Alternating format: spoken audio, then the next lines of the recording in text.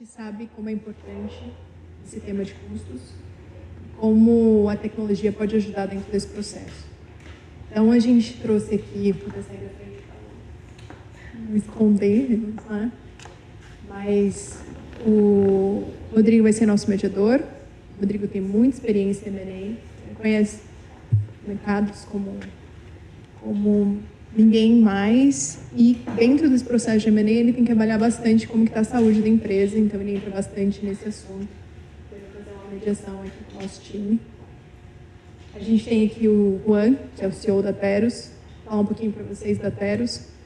A Teros é uma empresa focada em oferecer serviços de automação inteligente. Então, a gente traz soluções, de fato, para as empresas, e um dos pontos que a gente trabalha bastante é justamente nesse de gestão de custos, de gastos. Então, mas a gente tem uma gama grande de módulos para pricing, que vocês vão poder conhecer ao longo do tempo. O Ribas, Alexandre Ribas, que é CEO só da maior consultoria de gestão no Brasil. Então, não preciso nem falar muito mais. O Elvin Reis, que também está aqui para falar um pouco sobre tecnologia. Ele tem mais de 1/4 de século de experiência em tecnologia, não? Bastante tempo.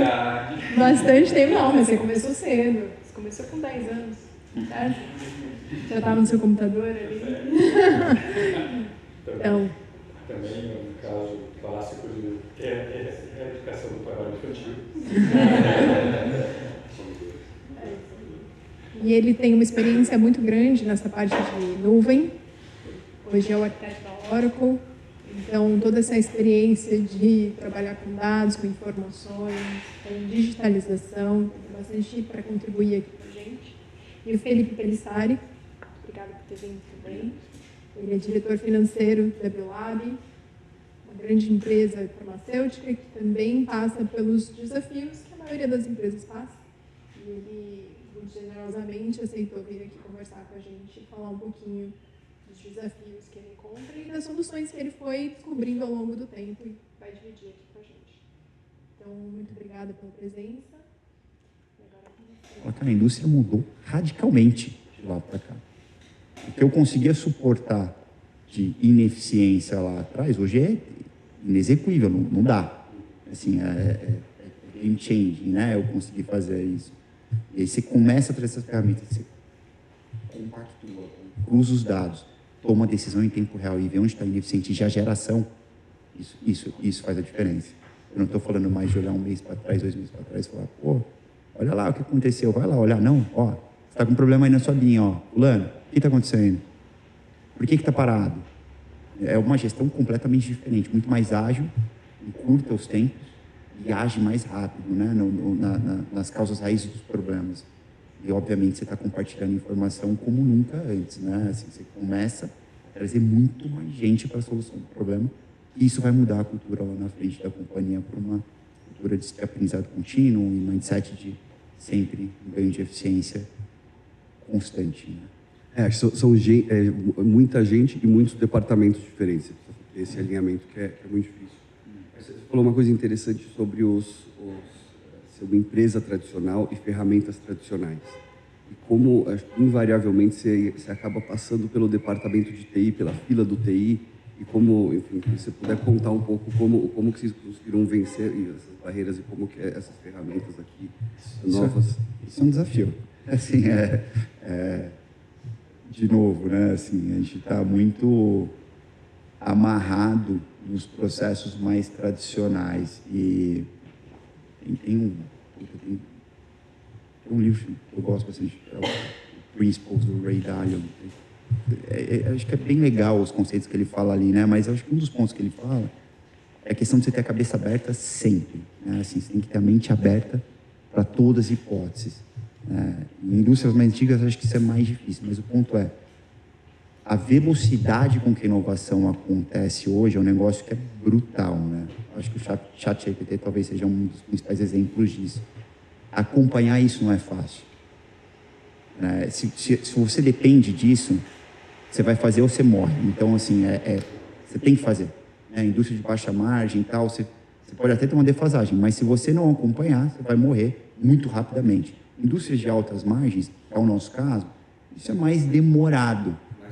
Mais confortáveis. Exatamente. É assim, tá ficando cada vez mais difícil, né? Mas assim, costuma demorar mais, né? Mas é difícil você conseguir incutir nas pessoas essa questão da mentalidade aberta para olhar o que está acontecendo. Quando o Juan esteve conosco lá ano passado, ano passado ele falou assim, cara, a gente é uma empresa de price, a gente pegou o nosso Open Banking e mudou o nosso negócio. Né? Assim, com tecnologia e tal, agora a gente está... É isso, né? Eu falar, pô, até 6 anos atrás, provavelmente, ele não ia me oferecer uma solução. Ele não teria essa solução para me oferecer. Mas, putz, mudou um conceito, puxou aquilo, criou uma coisa nova, ampliou a gama de serviços para outras indústrias, por exemplo, a minha, que funciona muito bem, porque a gente quer lá a solução da Teros, né? Eu falo, como você se mantém aberto a esse tipo de coisa para trazer? E isso para mim é muito um alinhamento de liderança, né? Falar, se isso não for do topo, de cima para baixo, dificilmente você vai conseguir colocar na sua organização essa mente aberta para estar num processo de inovação contínua. E olha que a indústria onde eu trabalho, eu acho que é uma das mais inovadoras que tem nesse setor, entendeu? Mas você fala assim, mas está muito distante de indústrias de tecnologia, por exemplo, que a velocidade é diferente, são ciclos diferentes, né? E isso impacta diretamente nisso. Mas você testar pequeno e começar a validar com dado, eu acho que é um caminho muito bom para isso, né? Falar, putz, você precisa primeiro mudar a cabeça, depois você muda a empresa. Então, se para mudar a cabeça eu faço pequeno e consigo validar aquilo, vamos fazer pequeno, vamos testar, vamos ver se funciona. Aí sim você começa a mudar o mindset coletivo e a coisa vai andando mais fácil. Eu acho que lá a gente tem muito esse desafio, né? Conseguir... Quais foram os principais indicadores que vocês viram que conseguiram mostrar e com isso mudar um pouco do indicador, por exemplo, nessa questão, assim, que foi um negócio game changing para a gente, né? Falar, pô, nosso processo sempre foi muito tradicional. Falar que é o quê? Eu produzo o mês inteiro, no final do mês eu faço aquele fechamento de custos, né? Eu pego todas as informações, tal, cruza lá, tem o sistema, saio com o meu processo de fechamento de custos. Fala, cara, e quão eficiente é isso? Eu estou olhando no retrovisor um mês atrás, muitas vezes, né?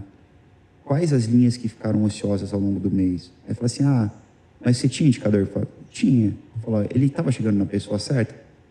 Talvez não. Talvez não na forma correta, né? Porque o como já foi. Né? Assim, o importante agora é a forma, né? Como a gente vai colocar isso aqui para, de fato, gerar essa cooptação que eu quero que as pessoas vejam e mudem o processo, né? Isso não é simples, né? Por exemplo, a ferramenta deles me dá um custeio em tempo real. Então tá rodando lá, putz, está atrasado, era previsto para demorar 10 horas um processo, tá demorando 20. Ô fulano, gestor, o que está acontecendo? Tem um red flag aí nas suas costas, ó. Olha como sua linha está ineficiente. Que linhas estão ficando paradas? Quanto eu estou absorvendo de ineficiência na despesa como um todo? Como eu posso, eventualmente, ter uma flexibilidade em produtos específicos para linhas específicas? Eu sei que eu tenho uma disponibilidade maior para reagir rápido a, eventualmente, alguma demanda de mercado para uma linha que é um genérico, que é um produto mais comoditizado e, eventualmente, falta alguém, eu posso agir rapidamente e atuar. Esse tipo de coisa, no meu modelo tradicional, eu não via. Hoje eu consigo ver. Hoje fica muito claro eu direcionar o gestor para atuar na causa raiz do problema, para que a gente consiga, de fato, assim, gerar mais valor para a organização como um todo. Sempre que a gente fala de controle de custo, a gente sempre acha que a gente vai necessariamente ficar com uma qualidade igual ou inferior, no geral. Se você puder contar alguma surpresa positiva desse processo que vocês tiveram, seja em retenção de pessoas, em NPS de clientes, ou mesmo em qualidade dos produtos. O nosso processo é muito regulado, né? Então, assim, a qualidade, ela é obrigatoriamente mantida, né? Eu não tenho como mudar, e é um negócio que, assim, você não toma um remédio, você, estou passeando na farmácia, vou comprar puta, eu quero comprar uma moxilina para tomar, né? Não é assim... Do total, não a qualidade do produto. Não, sim. Mas assim, o consumidor, ele no final das contas, ele não é afetado visivelmente. Como ele vai ser afetado? Ele vai ser afetado indiretamente, através de uma disponibilidade mais rápida, através eventualmente de um custeio para ele melhor, porque como eu sou mais eficiente, eu posso oferecer um preço mais competitivo e garantir que isso chegue à ponta, porque esse é um outro ponto relevante na indústria, né? Eu tenho controle de preço na cadeia inteira, o governo controla, então eu consigo determinar para medicamento qual é o preço lá na ponta máximo que pode ser trabalhado. Normalmente todo mundo trabalha um pouco abaixo, mas eu sei o teto. Vou falar, putz, eu sou mais eficiente, eu entendo que aquele produto teria uma elasticidade de demanda se eu reprecificar adequadamente ele, por que não? Se eu reduzir meu custo, aumentar minha margem, consigo aumentar a minha demanda em uma proporção tal que me gera mais resultado e aumenta a acessibilidade do meu produto e, consequentemente, vou ter um branding mais forte, institucional também. Fala, isso é um negócio que a gente ainda vai trabalhar, mas como? Indiretamente. Fala, pô, se para mim está muito claro quais são as minhas linhas problemáticas ou que eu tenho mais disponibilidade, é muito mais fácil, por exemplo, eu entrar num contrato de licitação com o Ministério da Saúde para abastecer postos de saúde com algum medicamento. Fala, putz, você ganha dinheiro com isso? Pouco. Mas eu tenho um awareness na minha marca muito grande em formadores de opinião, que eventualmente é o cara que não está só lá no posto de saúde, o médico. Ele também está no hospital grande. E, além disso, a população mais carente, né, que hoje vai no posto de saúde, uma das primeiras demandas na hora que ele sobe um pouco na escala de renda é saúde, é remédio. O cara começa a ir na farmácia. E hoje eu já tenho também medicamento de graça na farmácia, via farmácia popular. Então, assim, é um movimento coletivo que são coisas, assim, é muito complexo, né? Não é física, né? Que é de balanços, é simbiótico, é biológico o negócio, né? E, putz, é difícil você falar, pô, eu vou fazer aqui e vai daqui, porque eventualmente você vai ter 25 variáveis que vão ser alteradas com aquilo, mas que todas deveriam te levar a uma construção de marca maior e uma geração de valor da companhia como um todo. Obrigado. Pessoal, se tem algum comentário, senão gostaria de chamar o Ribas.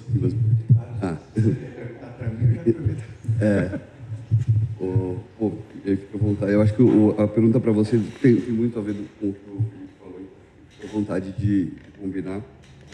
A pergunta é sobre eficiência operacional e os processos bem estruturados. E um depende muito do outro. Não é? É muito difícil a gente falar hoje de eficiência operacional sem ter esses processos bem estruturados e como eles têm muito a ver com a gestão de custos. Então, se você puder comentar um pouco a sua visão do papel da tecnologia para a gente conseguir uma visão mais abrangente desse processo. Bom dia, pessoal. Eu vou responder a sua pergunta, Rodrigo, mas eu vou colocar alguns pontos em relação ao que o Felipe colocou, que são ótimos, e primeiro contextualizar um pouco sobre eficiência, né? Eficiência, em essência, é a melhor utilização dos recursos, né? Então, não tem como a gente ser eficiente se a gente não falar de gastos, né? O gasto, o dinheiro, e quando eu falo em gasto, eu estou a pessoas associadas também. Tempo, né? Todos os recursos devem ser considerados quando a gente busca o arranjo eficiente de negócios, né? E aí entra um pouco no que a gente acredita muito, que é escolher as coisas certas, né, para os problemas certos. Tá? Uma das coisas que eu sempre falo nas minhas palestras apaixone-se pelo problema, primeiro. Primeira coisa é a gente tem que ser apaixonado pelo problema e não pela solução. Uma vez que a gente tem clareza no problema, a gente vai buscar a solução com o melhor fit para o nosso problema.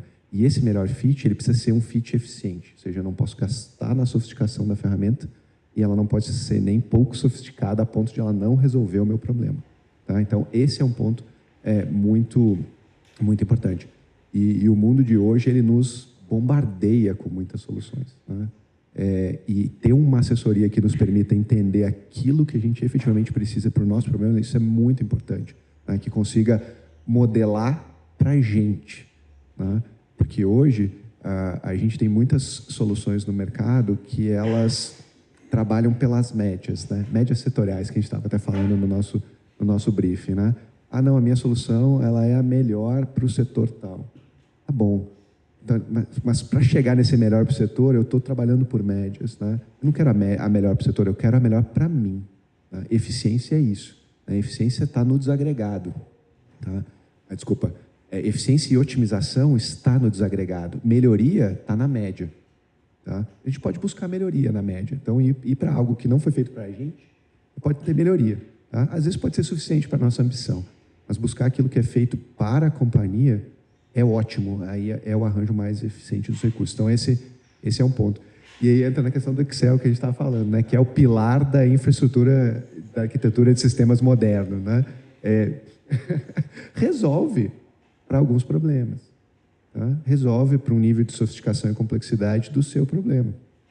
Para organizações grandes e organizações que estão sempre na fronteira do limite da utilização dos recursos, não vai resolver. Tá? Vai deixar muito dinheiro na mesa. Né? E essa questão de deixar dinheiro na mesa versus sofisticação, ele traz para a gente o binômio value for money. Tá? Quanto que eu aplico de recurso para capturar o máximo de eficiência, porque a partir de um determinado momento, aplicar mais recurso traz rendimentos marginais decrescentes. Dinheiro que eu adiciono não traz mais resultado na mesma proporção. Esse é o conceito de otimização. Né? A gente vai sempre ter uma inflexão do dinheiro que a gente está colocando versus o retorno que a gente vai ter. A gente pode estar longe dela, tá? Mas aí ela sempre vai estar ali nos testando, né, Rô? A gente vai sempre estar... essa conta um dia vai chegar. E como a gente tem muitas opções no mercado, em vários aspectos hoje, há uma tendência da gente sempre ir atrás... Há uma tendência da gente sempre ir atrás e buscando, isso aqui serve para mim, isso aqui serve para mim. E quando a gente não tem o parceiro correto, a gente não tem alguém que olha para a gente como a gente, tá? A gente não consegue achar o ponto ótimo. Né? Então, esse é um pouco, Rodrigo, do que eu acredito sobre eficiências. Né? E quando eu vou falar de aplicação de recursos, eu tenho que sempre levar em consideração que um arranjo eficiente de processo, ele é função de 5 variáveis. Tá? Ele é função de como eu aplico as pessoas e os conhecimentos associados a essas pessoas. Ele é função do arranjo, da estrutura, né, dessa aplicação dos recursos humanos. Ele é função do arranjo do fluxo de atividades, do que a gente chama aqui de processos. Tá? Ele é função de tecnologia que eu aplico. Às vezes eu tenho esse melhor arranjo nessas 3 variáveis e eu estou muito aquém do que eu deveria estar, então eu tenho desperdício desse recurso. Então, tecnologia é uma variável essencial. Tá? E a gestão que articula, que orquestra todos esses pilares. Né? Então, o arranjo eficiente vai sempre passar por isso. Se você quer buscar eficiência, você vai ter que buscar melhor aplicação dessas 5 variáveis, no final das contas. Né? E tudo isso se resume em gastos. Né? Tudo isso se resume em como você aplica o seu recurso. Né? E uma das coisas que a gente comentou semana passada é: escolha aplicar os seus recursos naquilo que gera valor para o seu negócio, tá? Naquilo que gera valor para o seu cliente. Tá? No final das contas, eu falei de se apaixonar pelo problema, só botar isso em perspectiva. Problema, ele vai estar sempre associado a resultado, tá? Qualquer dimensão. Tá? Pode ser para você a primeira linha, ou a última linha, ou geração de valor. Resultado, variável econômico-financeira. Tá? Ele vai estar relacionado à qualidade, ele vai estar relacionado ao seu cliente ou relacionado às suas pessoas. Então, você só tem problema nessas dimensões, porque é onde são as consequências. Né? Problema é sempre fim, nunca é meio. Né? Todo o resto para trás não é problema, pode ser causa. Tá? Pode ser causa, e aí é onde você vai escolher. Então, agregar valor ou eu agrego valor para o acionista, ou eu agrego valor para o cliente, ou eu agrego valor para o meu funcionário. Essas são as perspectivas de valor. Então, se você tem clareza desses problemas, aí você começa a trabalhar onde você melhor vai aplicar o recurso e a forma mais eficiente de aplicar esse recurso. Não, muito bacana. Eu acho que assim, a visão que vocês têm como Falcone de processo é assim, um grande admirador do que vocês já fizeram e fazem. Acho que tem uma coisa muito interessante, que é hoje você tem muitos ERPs e muitos CRMs para tudo. Só que é uma dor, e acho que muito construir uma solução para o seu problema. E hoje você vê ERPs de saúde, você vê ERPs de varejo, você vê CRMs de tecnologia, você tem muitas coisas. Só que hoje a gente não via ainda serviços de custo. E eu acho que volta muito no que você comentou dos 5 pilares, né? Porque você conseguia talvez pegar alguns deles, mas outros ficavam muito sem serem endereçados, e é um custo muito grande, que aí qualquer coisa que você fizesse, marginalmente você ia ter pouco resultado disso. Você puder comentar um pouco a visão de vocês sobre pensar em assim, por que não existiu por que não existiam sistemas de custo, e como que essas soluções que a gente vê hoje, elas endereçam muitos desses problemas que a gente tinha. Legal. Rodrigo, vou colocar uma perspectiva, depois eu queria escutar até você, Elvio, em relação a isso, que a gente, quando a gente volta, né, uma das coisas, acho que a idade, né, vai nos trazendo, tá, é olhar as coisas em perspectivas maiores. Tá? Hoje eu consigo ter uma visão aí dos últimos 20, 30 anos de mercado e todas as mudanças que ocorreram nesse período, e a gente consegue ver ciclos. Tá? E aí falando em ERPs, por exemplo, né? A gente vinha de um ciclo dos anos 70, primeiro que tecnologia era muito incipiente naquela época, né? Quando a gente fala em sistemas de gestão nas organizações, isso praticamente não existia, quase nada nem para os transacionais, né? E aí começaram a surgir os sistemas transacionais, e depois começaram a surgir os grandes ERPs consolidadores, com uma lógica de one size fits all. Tá? E depois isso começou a mudar. Tá? Aí começou você ter vários níveis, várias versões. E hoje a gente está vendo momentos distintos, onde você pode modular várias coisas. Você pode ter módulos que orbitam esses sistemas, focando na questão da eficiência. Tá? Porque toda vez que eu tenho algo que tem uma característica de one size fits all, mesmo que seja por nichos, né, e portes, eu estou trabalhando nas médias. Eu volto na questão das médias. Tá? Então, quando você tem uma solução específica para um tipo de empresa, né, e que orbita esse sistema via uma API, por exemplo, né, as APIs, para mim, eu acho que são uma revolução. Né? Você ter essa possibilidade de plugar N coisas, isso, para mim, acho que é uma das grandes revoluções que a gente tem hoje nesse mercado. Então, isso vai permitir você buscar o nível ótimo para aquela função específica da sua cadeia de valor, que às vezes você tinha um nível potente de resultado que te dava pela média, né? Como eu disse, quando eu falo aqui, eu não sou contra as médias, tá, pessoal? Porque eu acho que elas não levam ao ótimo. Tá? Elas podem levar a bons resultados, mas elas nunca vão destravar todo o potencial dos nossos negócios. Tá? E hoje a gente pode destravar esses pequenos potenciais. Né? Então, principalmente no gasto como um todo, né? Custo, o Felipe colocou um ponto, você saber o que a linha tem de potencial, né? de oportunidade naquela corrida, naquela campanha do dia, do turno, ou até na hora, cara, isso vale muito dinheiro. Fica imaginando cada um de nós aqui dirigindo os nossos carros e o nosso marcador de tanque de combustível só desse um resultado para a gente uma vez por mês. O que aconteceria com a gente? Não, ele pararia com certeza no meio da rua. Ou você não dirigiria do jeito que você precisa, para ser muito conservador. Ou seja, você não estaria explorando o potencial, né, do seu equipamento. Então, você precisa de informações no nível de tempo que cada uma delas deve mostrar para você reagir. Eu brinco que é autópsia, né? Que você falar um mês depois do resultado, você podia ter rodado aquela época, por que você não me falou na hora? Agora não tem o que fazer. Né? E não adianta, aquela linha, né, se você perdeu lá em OE, por exemplo, 15 pontos percentuais numa determinada campanha, não, eu vou fazer 15 pontos a mais na outra. Não dá, não tem espaço, é 100%. Você limita, você não tem espaço. É igual quarto de hotel. O quarto de hotel que dorme uma noite vazio, na noite seguinte você não põe para 2 pessoas lá dentro. Tá? Assento de avião. Então, certas informações você precisa para buscar o ótimo num nível de informação no tempo dela. Tá? Então, assim, quando eu falo o tempo dela, é justamente na questão da eficiência. Porque não adianta eu ter sofisticação para algumas coisas que o tempo daquela informação pode ser mais lento. Tá? Vou dar um exemplo de carro, a mesma coisa, que é o de temperatura de motor. Tá? Poxa, por que a gente tem no painel do nosso carro um reloginho de temperatura de motor? Tá? Minha visão, tá, gente? Estética renascentista. Tá? Você tem o velocímetro, o contagiro e o marcador de combustível. Por simetria, eu preciso de outra bolinha do outro lado. Então, põe ali o de temperatura do motor.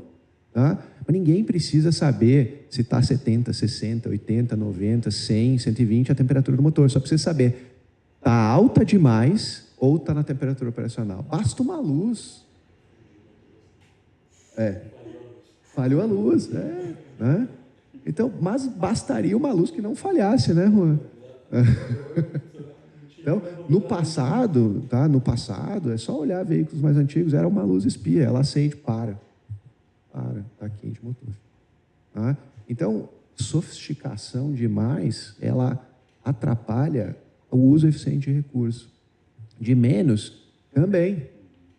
Tá? Então, alcançar esse ponto ótimo, ele não é simples, tá? Mas ele deve ser almejado por todas as organizações, ir atrás disso, para os seus problemas, né? Sempre focando, cara, como eu melhoro o meu resultado, como eu entrego mais para o meu cliente, como eu entrego mais para o meu funcionário. Não, muito bacana e muito interessante como como você comentou, que as APIs simplificam e você não precisa de uma coisa que seja muito complexa demais, que às vezes acaba não resolvendo nenhum problema. Eu acho que até o exemplo do carro é muito bom, que toca na próxima pergunta para o nosso anfitrião, Elvin. Obrigado, Elvin, por ceder o espaço aqui para a gente. Imagina, o prazer é nosso. Bom dia, pessoal. Acho que nada do que a gente estaria falando aqui, acho que tem uma parte muito importante, last but not least, que é para o sucesso de qualquer sistema, você precisa de uma infraestrutura muito importante, né? Então, para você conseguir gerir o custo e gerir todo esse processo. Você puder comentar um pouco como que a gente garante que a gente tem essa infraestrutura necessária para o... Bom dia, pessoal. Infraestrutura para qualquer tipo de sistema é sempre, como você mesmo disse, é um pilar. Né? É um pilar. Mas não pode fazer parte da preocupação do core business. Né? A gente precisa relativizar isso e deixar essa preocupação de lado. Porque durante muito tempo, a gente estava falando aqui, falando de idade e tempo de mercado, durante muito tempo, o departamento de TI foi demonizado. Vamos falar a verdade. O departamento de TI foi demonizado por quê? Porque é o cara chato que está entre você e a implementação do sistema que você quer. É o cara que vai dizer quanto isso vai me custar. É o cara que vai dizer quão difícil isso é implementar. É o cara que vai dizer se der problema, quem é que vai resolver? Né? Na hora de crescer, quem é que vai pagar por isso? Né? Então, são essas perguntas, e principalmente, quando a gente amarra isso com a parte de segurança, a gente mexe naquele genezinho do departamento de TI que faz ele ser chato, que é, quem é que vai mexer no meu queijo?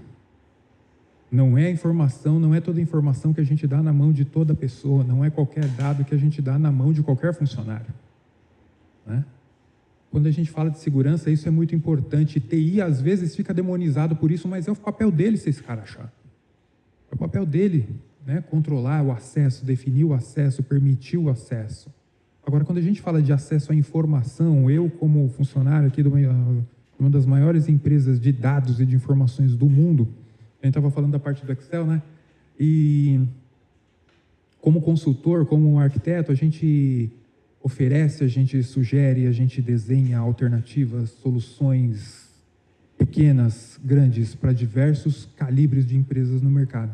Mas sabe uma coisa que dói muito quando a gente está falando com o cliente, apresenta uma solução para ele, a gente mostrar aquele cabedal de soluções que a gente está colocando para ele, ele pergunta assim, posso exportar isso para o Excel? Vocês já se fizeram essa pergunta? Vocês já ouviram essa pergunta? Quantas vezes? Posso exportar isso para o Excel? Por quê? Né? A gente tem lá, a gente tem na Oracle, a gente tem um mantra, a gente tem uma cultura de dizer assim, que nós estamos no mundo para empoderar as pessoas a ver os dados de uma maneira diferente. Isso aqui está estampado em algum lugar, ali. Está estampado ali. Transformar o mundo, empoderando as pessoas a ver os dados de maneira diferente. Mas existe uma coisa muito importante que é a gente saber fazer a diferença entre dado e informação. Muitas vezes a empresa está cheia de dados, mas não consegue alavancar, não consegue acelerar, não consegue ir para frente porque não transforma esse dado em informação. Qual é a diferença entre uma e outra? Vou fazer um paralelo bem simples assim. A gente pode encher essa sala aqui com um monte de sementes, um monte de terra, um monte de água, um monte de ferramentas, e a gente pode dizer que tem um monte de dados. Mas a gente não tem nenhuma planta enquanto a gente não pegar isso e manipular isso, levar para fora, plantar, semear, regar, monitorar e fazer isso no tempo certo, porque não adianta fazer tudo isso no inverno, né, gente? Não adianta. Então, para entregar a informação correta, a gente precisa ter o dado correto, as pessoas corretas, os recursos corretos. Cai nesse ponto que a gente estava falando de definir recursos corretos, racionalizar a utilização dos recursos, vai também depender da gente ter uma estratégia correta. Muitas vezes a gente já tem os dados dentro da empresa, eles estão completamente espalhados, e a gente está falando de uma tecnologia distribuída. Mas não, na verdade a gente não está falando de distribuída, a gente está falando de espalhado.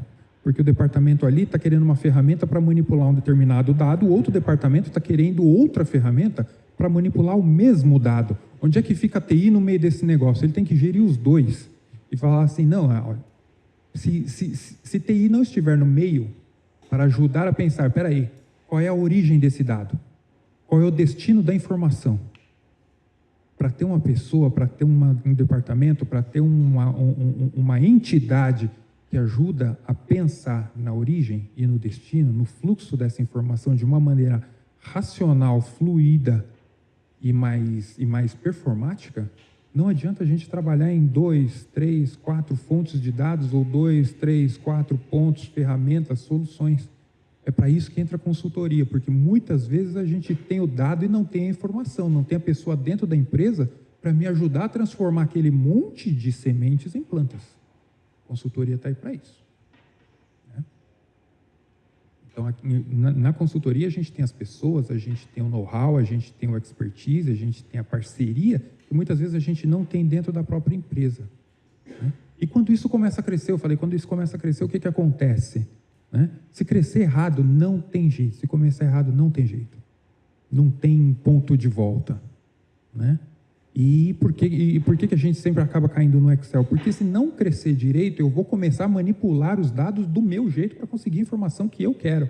Então, aquela ferramenta A custou caro, mas está encalhada, porque eu customizei tanto que eu transformei ela num Frankenstein. Quem é que sabe mexer naquilo? Só aquele camaradinha que fez aquele cara. E essa pessoa não sai mais da empresa.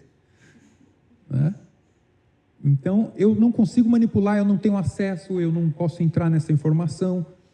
Né? Muitas vezes a tecnologia dos dados vem no sentido de você não precisar distribuir o mesmo dado para o Ribas ou para o Felipe, porque ele precisa acessar de uma maneira diferente, mas eu posso entrar com uma inteligência de me oferecer um nível de acesso que quando o Ribas entra, ele vê uma coisa, quando o Felipe entra, ele vê outra. Quando eu entro, eu vejo outra. Mas é o mesmo dado, é a mesma fonte, é a mesma base. Quando cresce isso consolidado. E quando a gente quer distribuir, a gente não está espalhando. É para isso que serve um fornecedor de tecnologia também. Né? Já foi o tempo da gente tentar trabalhar isso dentro de casa. Existem empresas especializadas em cuidar desse problema. Isso não é core business da empresa de vocês.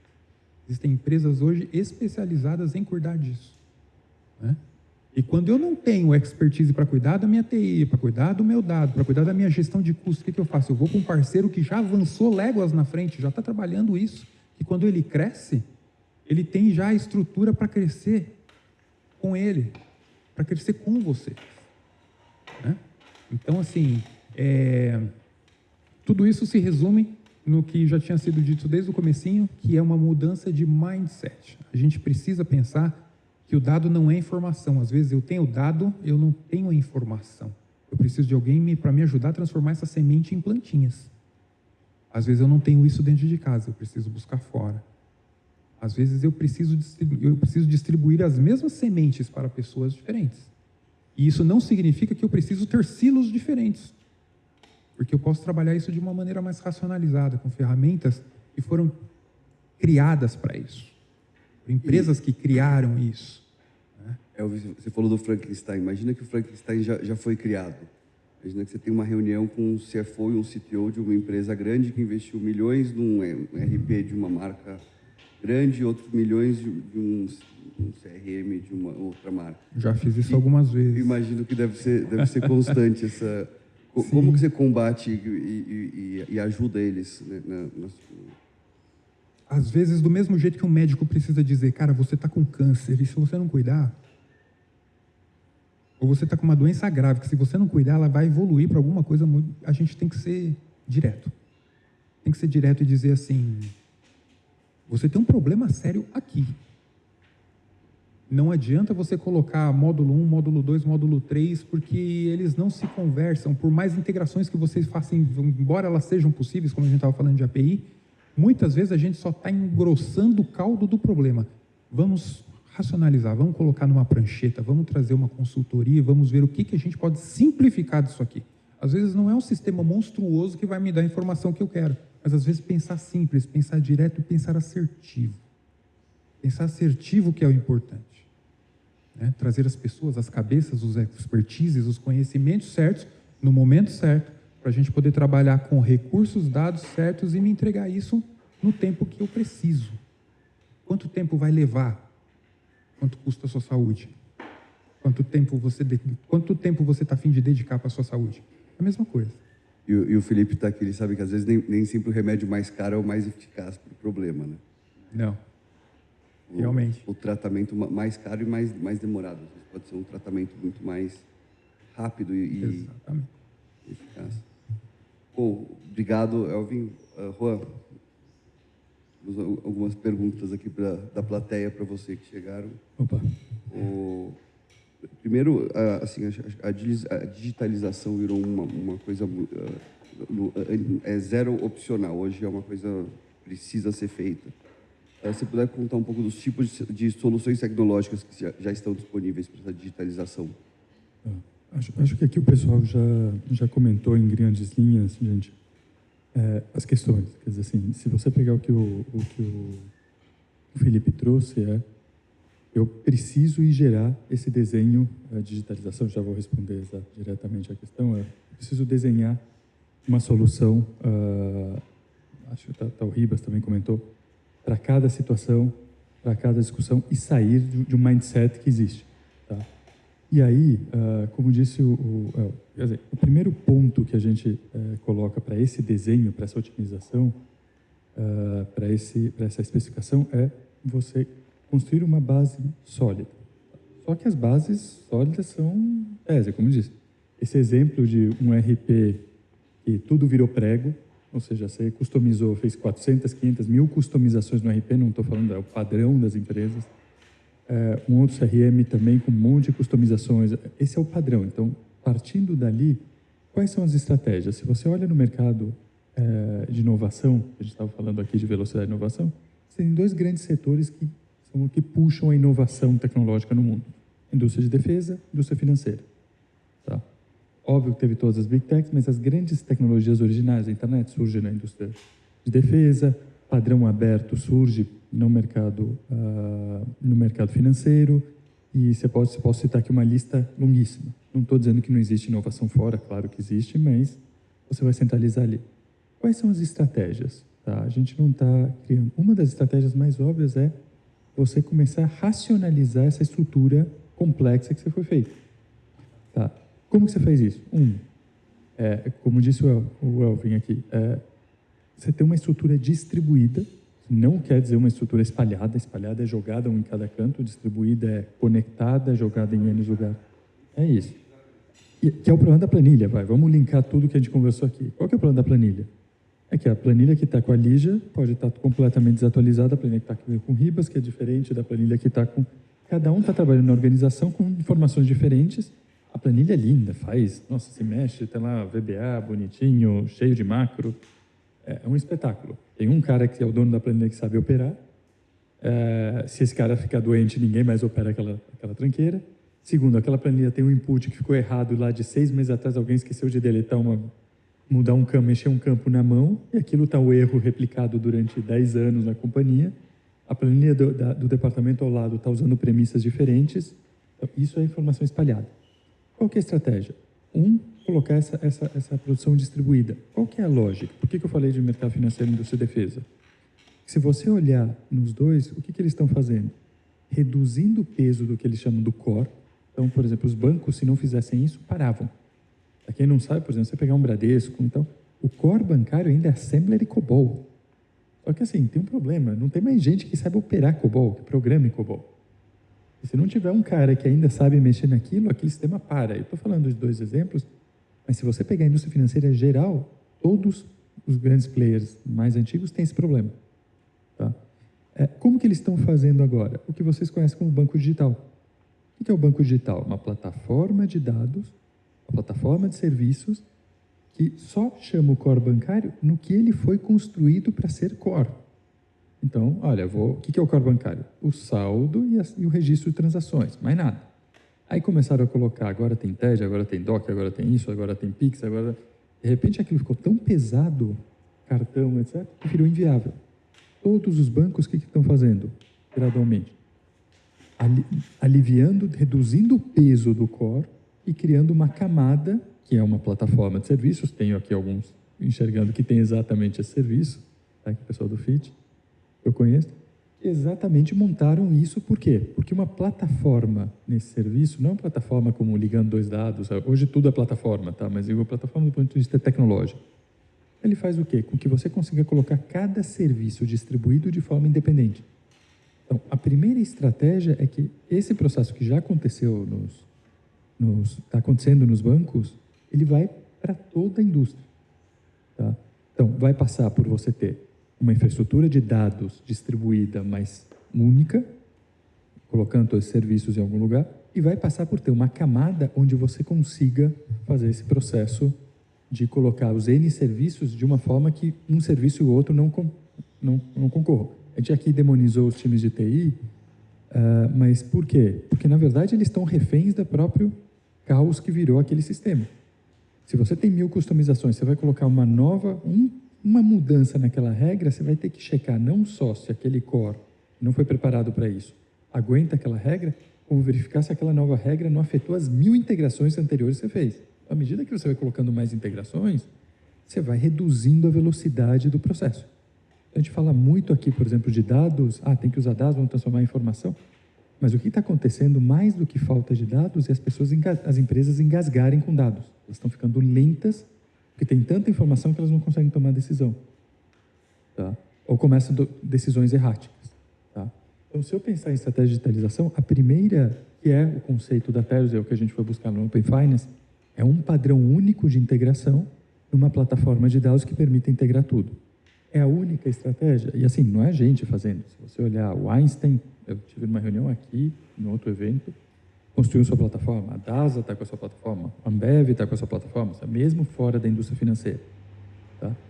A segunda lógica, a gente falou muito de APIs, e APIs é com certeza uma revolução, mas além da questão de ter uma plataforma, você tem uma flexibilidade de construir jornadas nessa plataforma. O que são usar? A gente fala de dados e transformar em informação. Transformar um dado em uma informação passa não só por processar esse dado, como criar um processo para que aquela planta seja regada todo dia, senão ela não vai.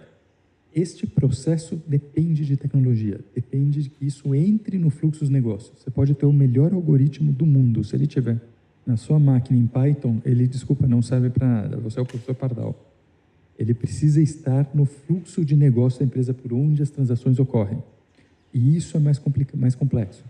Então, não só você precisa de uma plataforma, um barramento de integração, e hoje o mundo é se integrar com tudo e com todos o máximo possível, como você precisa ter camadas de inteligência, e camadas mesmo, ou seja, você não vai criar um core de inteligência, senão você vai replicar o mesmo problema de novo, que você possa ligar e desligar neste processo para tratar essa informação. Acho que se eu pudesse resumir o que eu recomendaria, com certeza tem outras, talvez se quiser complementar, mas eu iria por essa linha.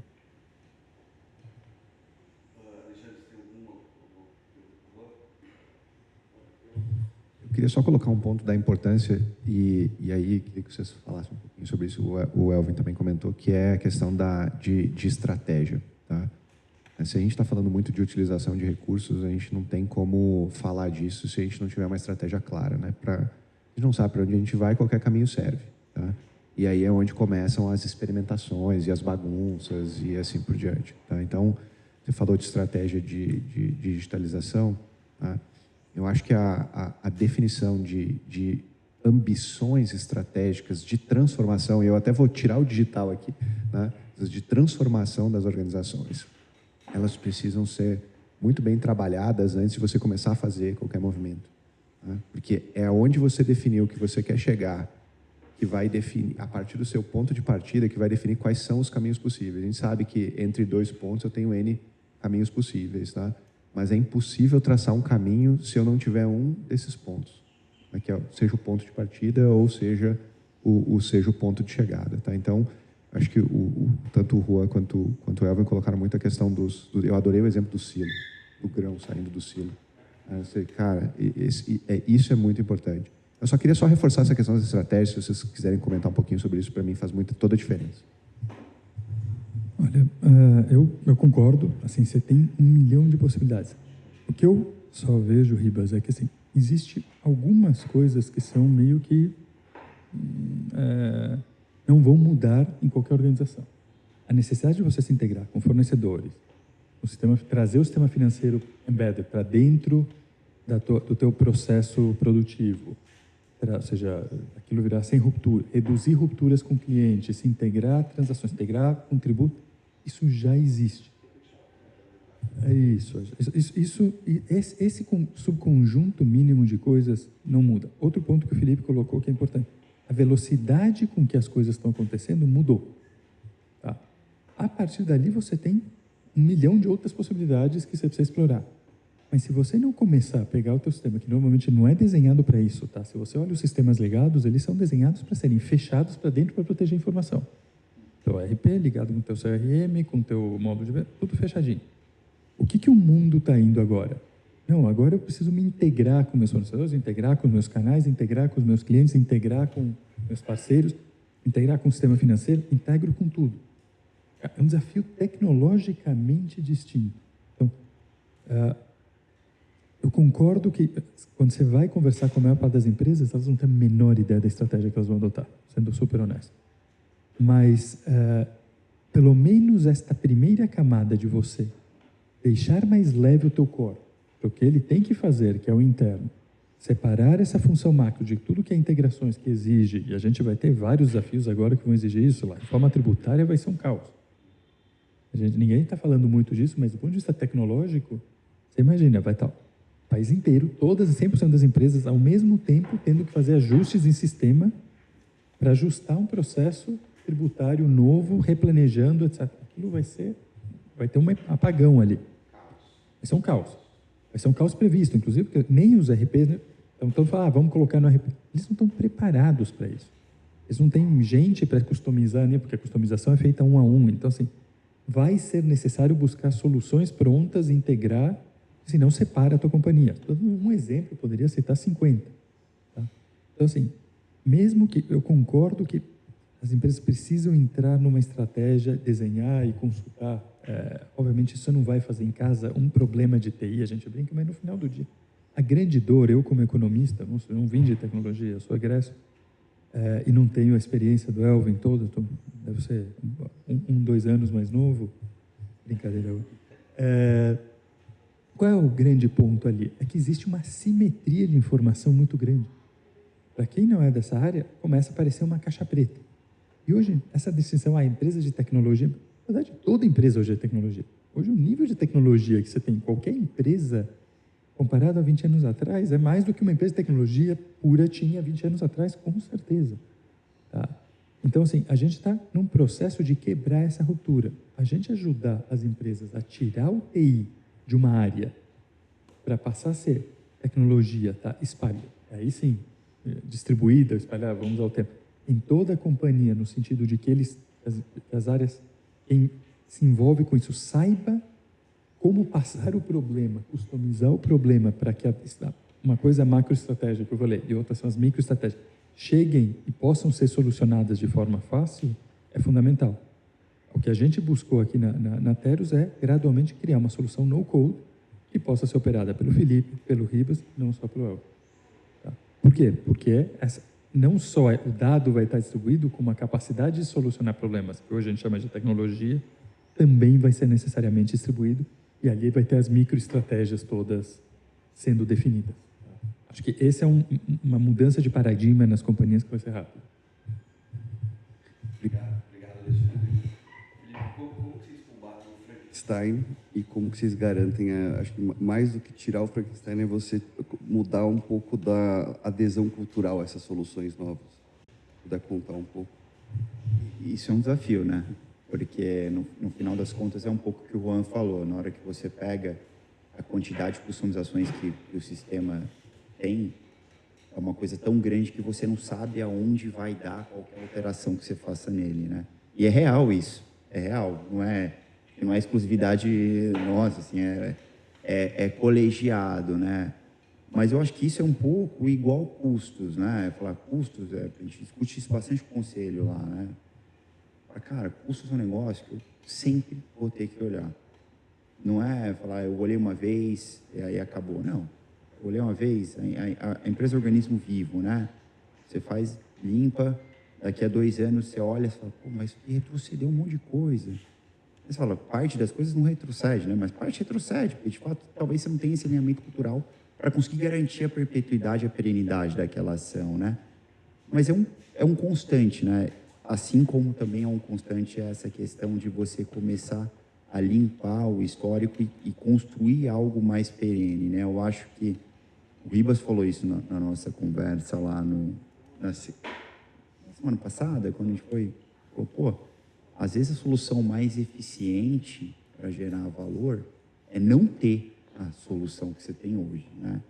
Falar que aquilo gera valor? Ah, puta, não gera. Tem outra forma de gerar valor muito mais simplificado? Tem. Então acaba com essa. Já elimina uma parte do Frankenstein.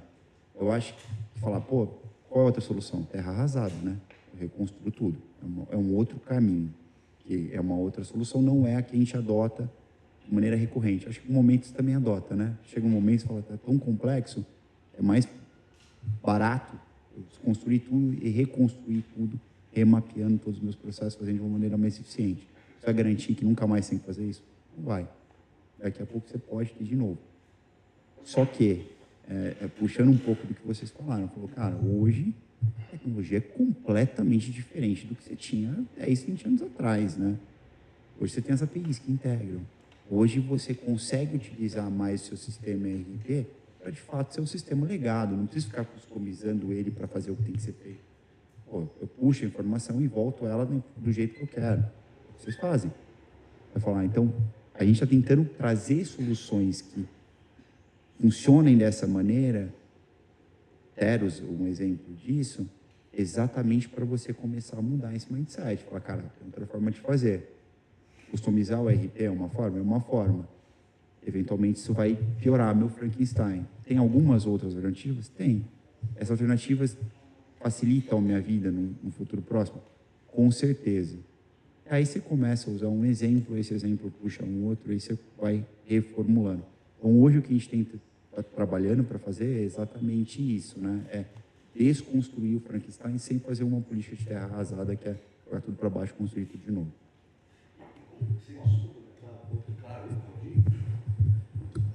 Eu vou dar um exemplo aqui, Felipe, que a gente fez recentemente, né? A gente, ano passado, eu pedi para fazer um mapeamento de todos os sistemas que rodavam na nossa companhia.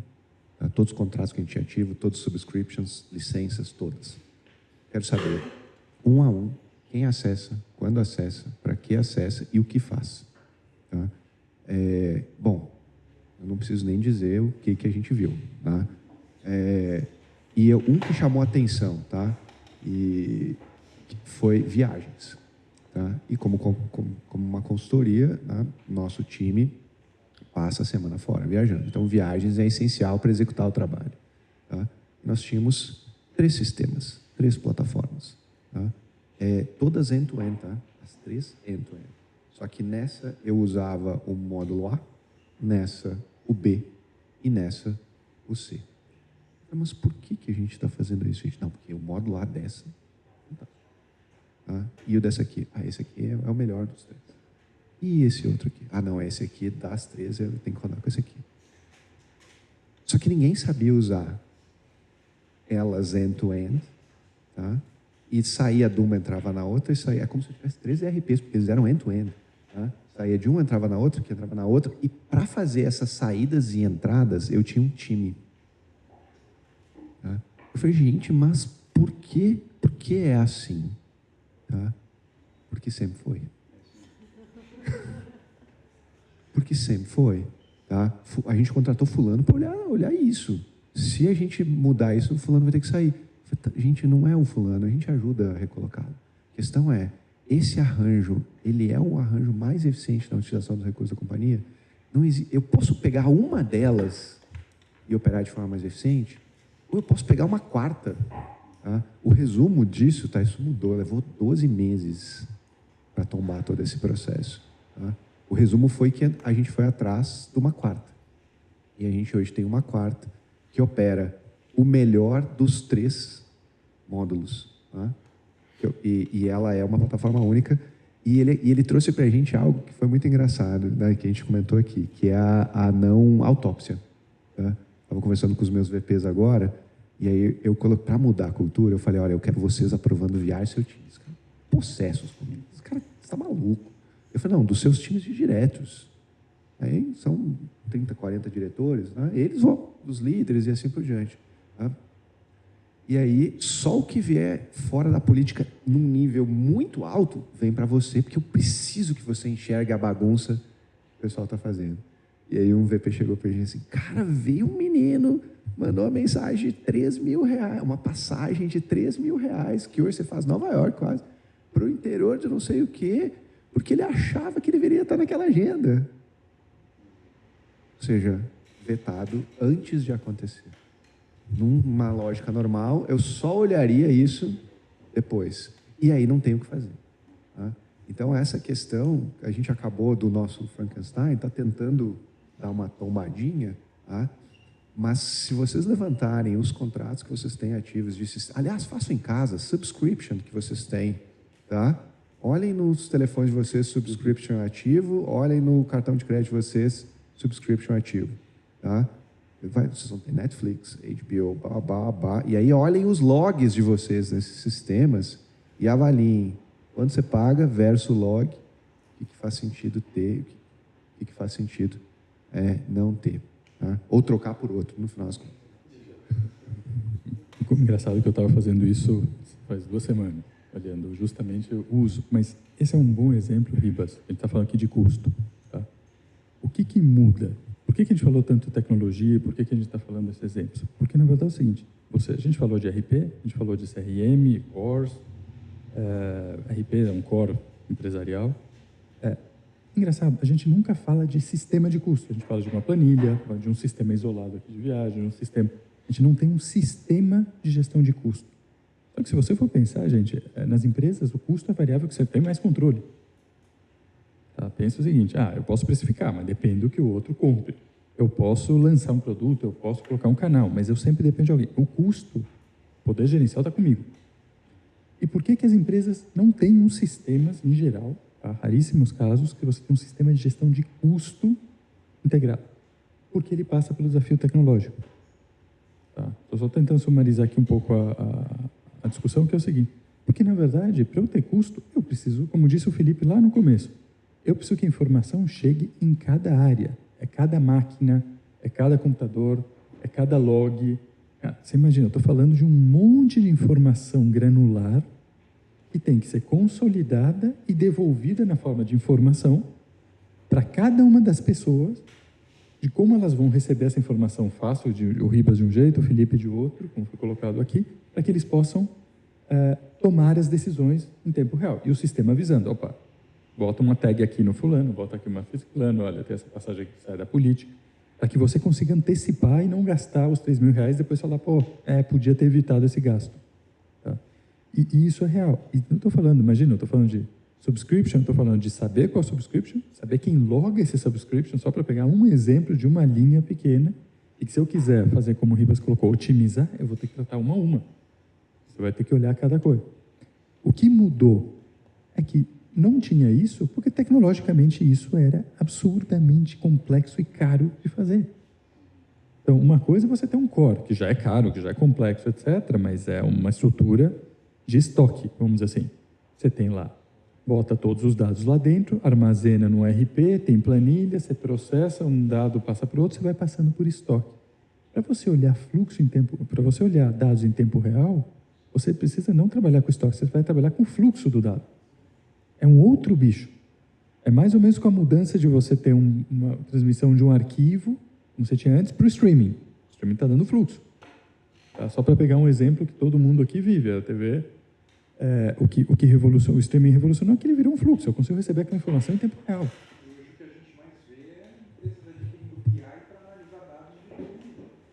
Cara, ainda tem exatamente essa cultura do BI, como se o BI vai resolver isso. O BI é ótimo para quem? Para a área de planejamento, que vai consumir uma informação fria. Para o dia a dia da companhia, não. Para a gestão de custo, vai o tema aqui principal, não. Tá? Então, assim, o que mudou, o que a gente fez na Teros, mas não só a gente, como outras soluções? Começou a tratar fluxos. E aí, para isso, a gente entrou no Open, por quê? Porque a gente criou um padrão, trouxe para o mercado, não usa isso, um padrão da indústria financeira. Falei, inovação nasce lá. Eu não entendo nada da indústria de defesa, então fui para a financeira, razões óbvias. Mas depois, por exemplo, e trouxe esse padrão Open. O que é o Open Finance? Tá? Que vocês usam ali nos bancos, etc. É a primeira infraestrutura distribuída do sistema financeiro global, adotada em 65 países. Todas as estruturas financeiras no Brasil funcionam com centrais. Você conecta na B3, você conecta na CETIP, você conecta no STR do Banco Central, no SPI do PIX. É uma grande central que conecta todo mundo. Tá? E o grosso, o RP tem a mesma lógica, um grande central. O Open Finance é o quê? Quando eu faço uma transação e faço uma chamada de pagamento para o Itaú, eu chamo o Itaú, eu não chamo nenhuma central. O Itaú chama o Bradesco, que chama o Banco do Brasil, todo mundo se conecta com todo mundo. Para fazer isso, o que eles fizeram? Um padrão único, vamos chamar de cabeçalho dessa API.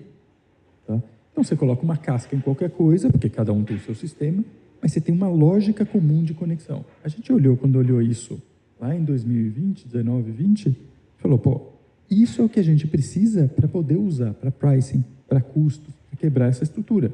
Porque se eu for construir artesanalmente cada uma das centenas de integrações que são necessárias, ou até milhares em breve, para você fazer uma gestão de custo de forma eficiente, cara, esse projeto é inviável, por isso que não se fazia. E aí você cai na planilha. Tá? O que mudou é que agora esse custo cai muito. Tá? E à medida que ele cai, você começa a usar de forma eficiente. Só que ele traz uma série de desafios. Ele vai trazer um caminhão de informação, de dados, que você precisa transformar em informação, então você precisa ter camadas de inteligência nesse processo. E a última etapa dessa estrutura, definir, e aí você falou de estratégia, logística. Bom, o que você quer? Quem tem que receber essa informação? Quando? Em que periodicidade? Como que eu gero alerta? Como que eu faço o sistema funcionar?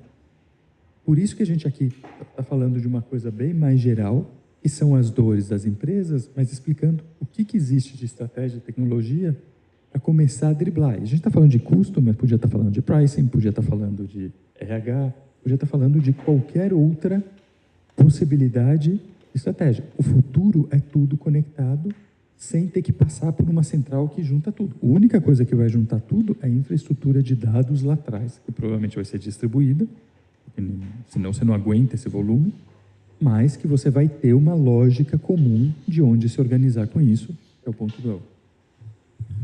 E na maior parte das vezes já não cabe mais dentro da empresa suportar o armazenamento ou o crescimento desses dados. Então, assim, é assim que nasceu o processamento distribuído, é assim que nasceu a computação em nuvem, é assim que hoje vocês têm provedores de cloud, e é assim que vocês têm parceiros e consultorias que trabalham já em cloud, para crescer numa estrutura onde você, para pensar nessa parte de infraestrutura, você não pensa mais em CAPEX, você pensa em OPEX. Então, não é mais aquela coisa de você pensar em aquisição, em ativo, em depreciação e tudo que é relacionado a você comprar ativos. Né? O mais importante disso é isso. Essa aí foi a revolução da tecnologia nos últimos, vou dizer assim, nos últimos 15 anos. Você sair do sistema on-premise, como a gente chama, trazer tudo dentro de casa, aquele conceito do Gollum, né? O my precious, meu computador, o meu dado, o meu servidor, o meu banco. Não, você distribui isso, você distribui, não espalha. mas conta com parceiros que oferecem a consultoria e o expertise para deixar isso rodando para você, e a consultoria e o expertise para utilizar isso a favor da gestão dos seus custos. E eu acho que o exemplo que o Alexandre deu da passagem parece que é uma coisa trivial, mas mostra o quão complexo é essa gestão. Porque você tem 3 pilares aqui. Você tem toda a inteligência, você precisa ter em tempo real de valores e desse custo. Você precisa de uma implementação do que seriam as regras, como isso daqui conversa com as suas regras de custo. E, por último, você tem que implementar a governança disso, porque sem essa governança, você pode ter toda essa parte conceitual, mas nada disso vai ser colocado.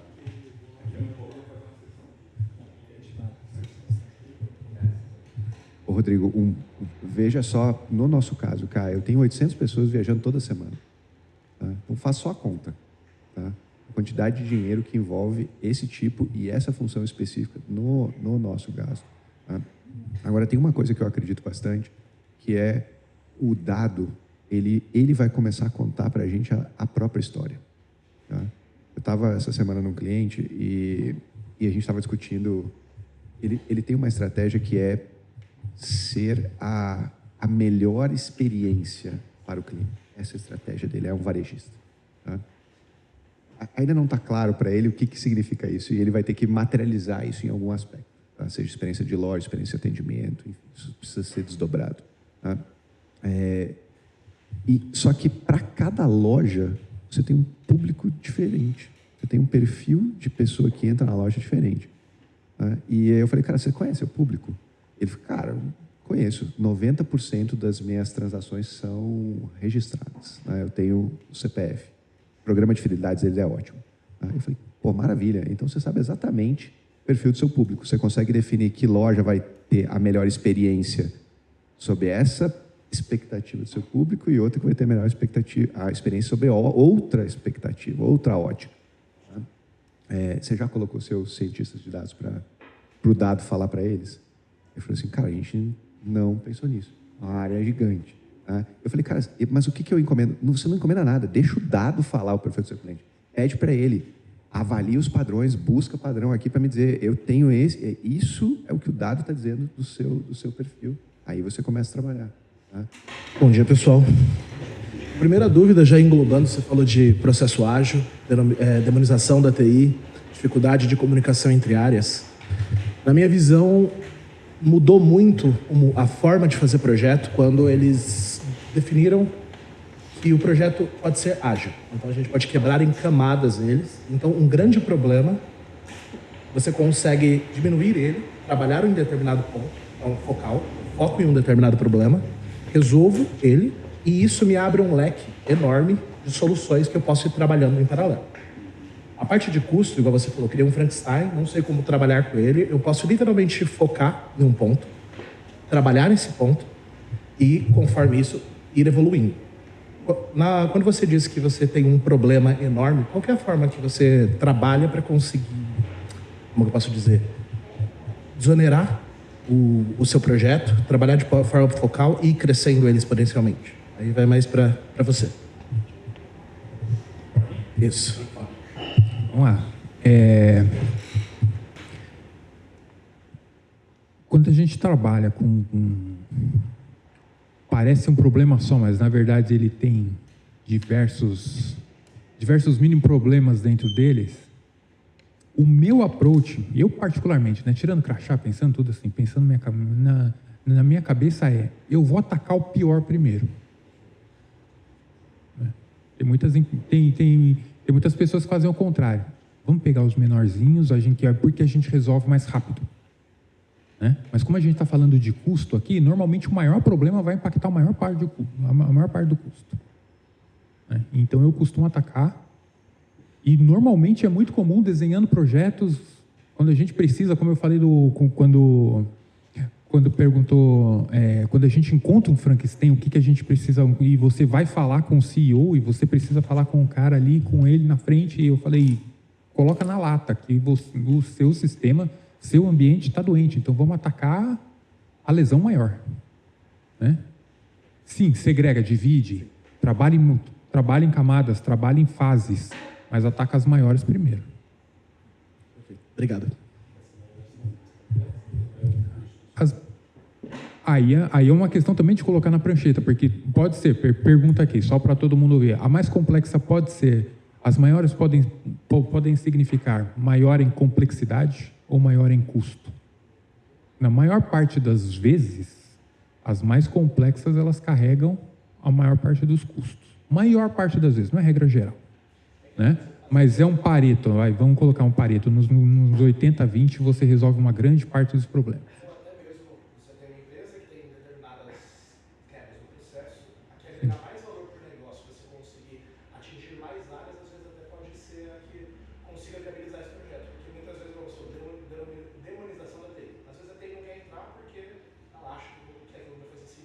Sim. A partir do momento que você entrou lá, que você conseguiu criar o seu primeiro, plantou sua primeira semente, todo o resto fica mais fácil de ver, porque você já está dentro.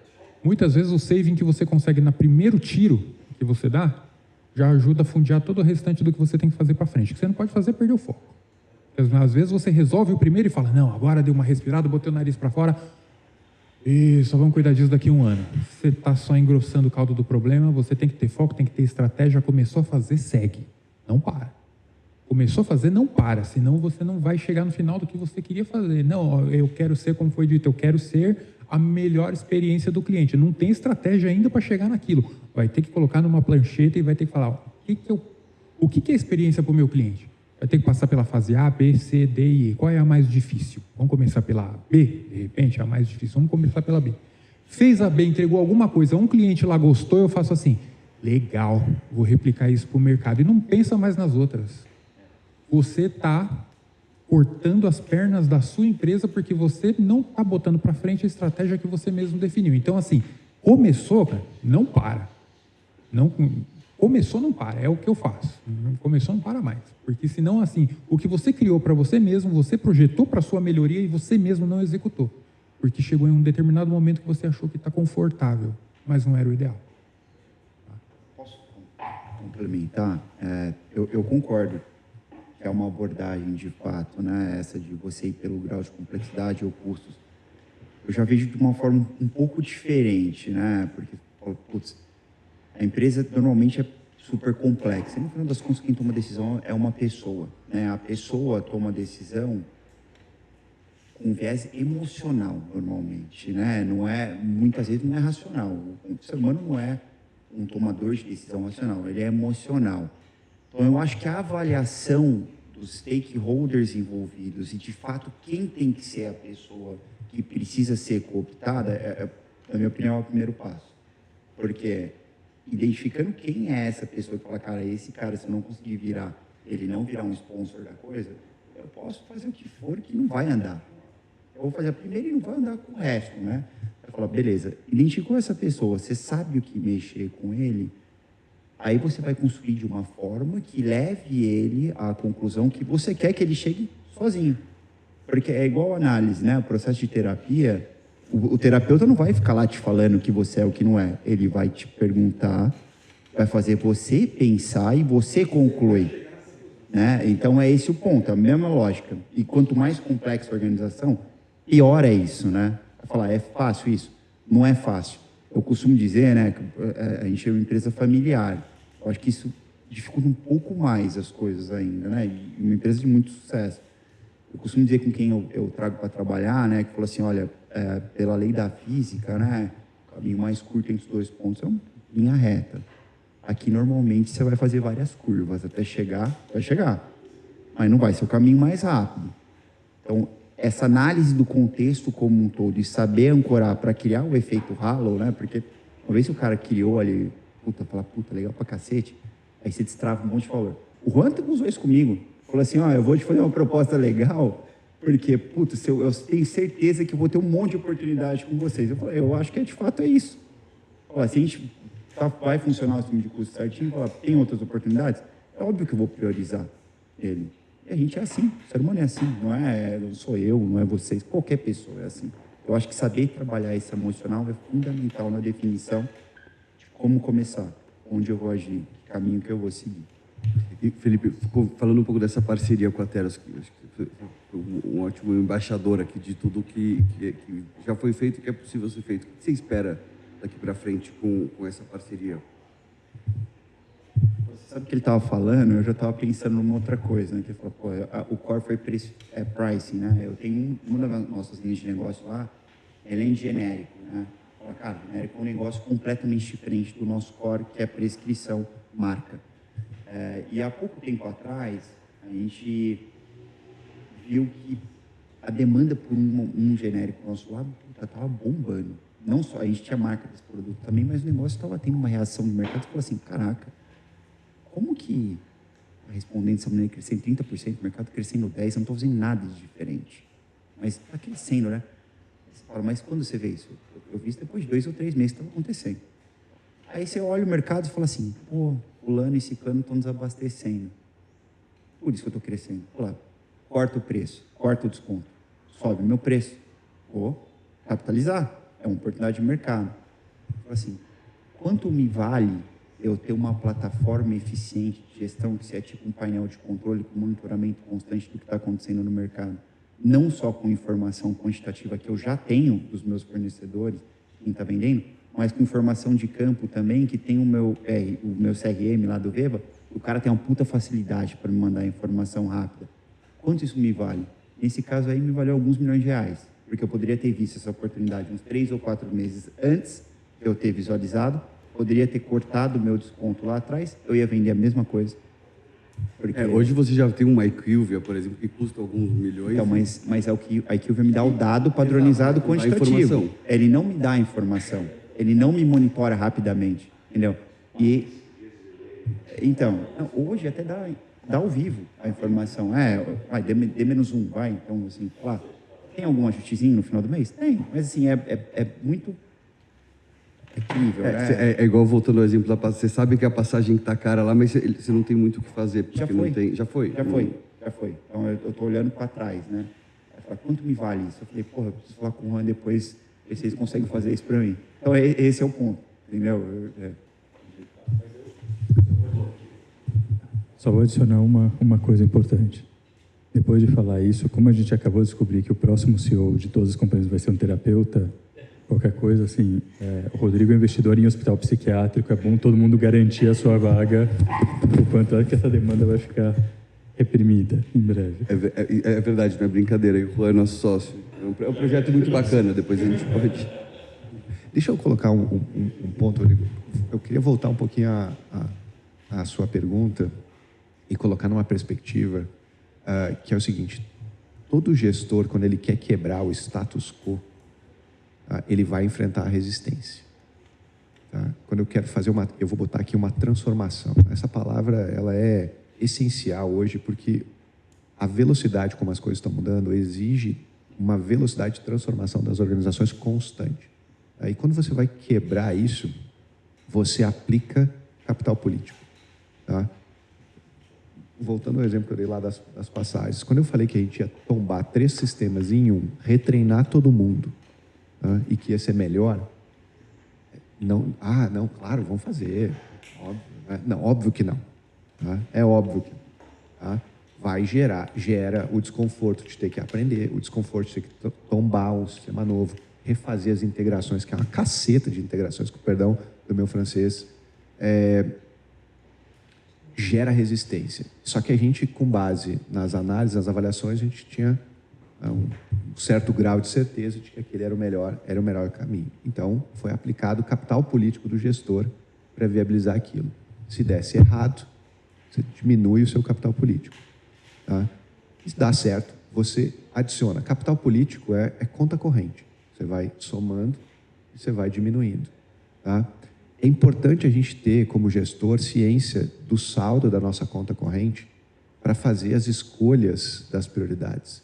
Tá? Porque se a gente escolher uma que vai consumir muito capital político, ela não pode dar errada.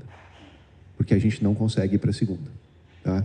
Então, olhando sob essa perspectiva, às vezes, para promover uma transformação maior, dependendo do saldo da sua conta corrente, faz sentido você escolher aquelas que vão dar vitórias menores e vão adicionar capital político para você fazer uma transformação maior na sequência.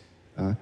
Isso, além de capital político, gera engajamento por sentimento de accomplishment. Tá? A pessoa, poxa, deu certo, vamos para a próxima. Tá? Então, sempre levar em perspectiva, né, quando você está diante de uma grande possibilidade de transformação, o nível de capital político que você tem para escolher, né? Esse cara, não, eu tenho certeza que, puta, mas se der errado, eu consumo tudo, eu não consigo aplicar a próxima iniciativa.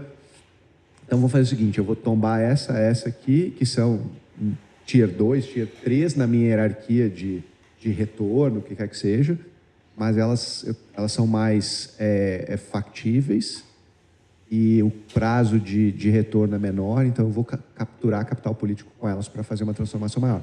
Às vezes a escolha não é tão óbvia assim, tá?